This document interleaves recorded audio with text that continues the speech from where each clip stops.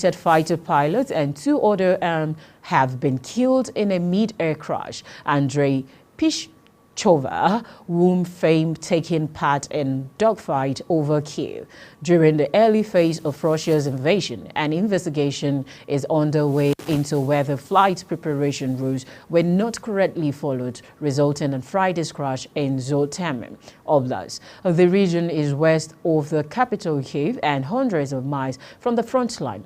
President Volodymyr Zelensky confirmed the threat in the night video address, saying that his country would never forget anyone who defended the free skies of Ukraine. The crash and death are a major upset for Ukraine as it prepares to receive up to 61 F-16 fighter jets from its allies in a bid to step up its counter-offensive. Also, a gunman killed 3 black people in a racial-motivated attack, then killed himself in Jacksonville, Florida, the city's sheriff said. The man, described as white and in his early 20s, entered a Dollar General store and opened fire, triggering a standoff with police. He is believed to have acted alone and allegedly wanted to kill himself. He lived in Jacksonville, Clay's country, with its parent and left several messages about his intentions, Sheriff Waters said, including one to his parent and other to the media. The sheriff added that at least one of the guns had a swastika drawn on it. The FBI has opened a civil rights investigation into shooting, which is treated as a hate crime.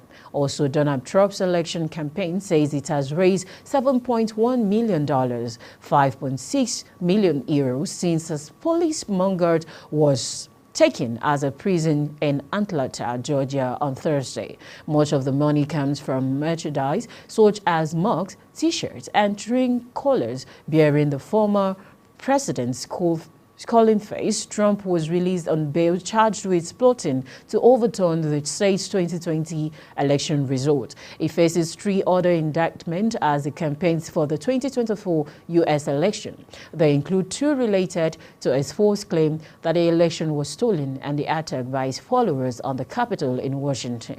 Trump denies all the charges and argues the cases against him are politically motivated because he is leading the race for the Republican nomination to challenge Democratic Party incumbent President Joe Biden.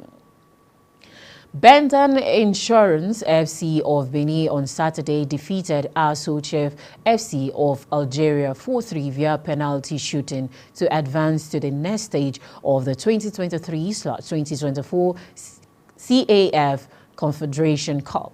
Assochef has on 9 August lost the first leg of the encounter against Insurance by 0-1 at the Samuel Ogbemudia Stadium in Benin. The Algerian side, however, won the return leg, played at Mabroki Salem Stadium in Algeria by the same margin to end the game on 1-1 aggregate. The hosts scored the only goal of the match after 41 minutes to force the game into penalties. The Nigerian side went ahead to win the penalties 4-3 to progress to the second preliminary stage of the continental soccer competition. Meanwhile, Governor Godwin Obaseki of Edo has congratulated Bendan Insurance Football Club for their victory against Assochef of Algeria in the preliminary stage of the CAF Confederations Cup. There are indications that the contact of Super Falcons coach Randall Waldrum may have come to an end, given a statement by Ibrahim Musa Gusau, president of the Nigeria Football Federation (NFF), a few days ago. Gusau had given the hints during a peace parley with the House of Representatives Committee on Sport only last week during a meeting with the House at ADHOC Committee on the dispute between the Super Falcons and the NFF. Gusau reiterated that Waldrum's contract with Nigeria ended after the just concluded Women's World Cup co-hosted by Australia and New Zealand. The NFF boss said the federation has paid Waldrum all his entitlement, however speculation about Waldrum's fate. Finnish heavyweight boxer Robert Helenius has said he did not cheat against Anthony Joshua when the two faced in the ring at the O2 Arena on August 12th. Matchroom Boxing reported that a pre-fight doping test conducted before Helenius faced the British Nigeria return an adverse analytical finding for a non-steroid substance. The Finnish heavyweight was drafted in 1 week's notice following Dillian Whyte's removal from the main event due to his own voluntary anti-dumping agency failed test. Helenius had just come off a low-level third-round knockout in his home country and took Joshua into the 7th round before being knocked out clean with a right hand. It was the former two-time unified heavyweight champion's first stoppage win since last 2020. In a statement released on Saturday, Helenius protested his innocence and assured Joshua that he is a clean fighter. And Nigeria striker Taiwo Awoniyi scored in a 7th consecutive Premier League game as Nottingham Forest suffered a 3-2 loss to Manchester United at Old Trafford on Saturday. The former Union Berlin forward is now the first Forest player to score in 7 straight games, joining Mohamed Salah and Emmanuel Adebayo as the only Africans to have achieved this feat.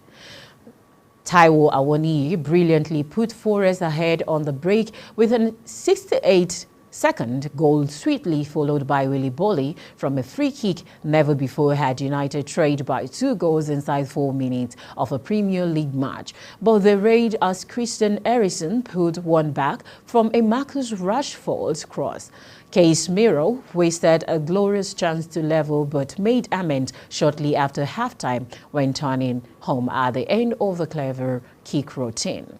Lastly, Spanish Federation President Luis Rubiales has been suspended by FIFA after kissing forward Jenny Hermoso on the lips following Spain's Women's World Cup win. Emerson, 33, has said the kiss after last Sunday's game was not consensual. Maria Dolores Martinez Mandrona, the protocol protection delegate, said the matter is now being investigated. The protocol is activated once a complaint is submitted and means the protection delegate, a position currently held by female referee Madrona, will investigate and send her findings to the Sexual Violence Advisory Committee. Despite widespread criticism and pressure to resign, 46-year-old Rubiales vowed to fight until the end while addressing an extraordinary General Assembly called by the Federation on Friday.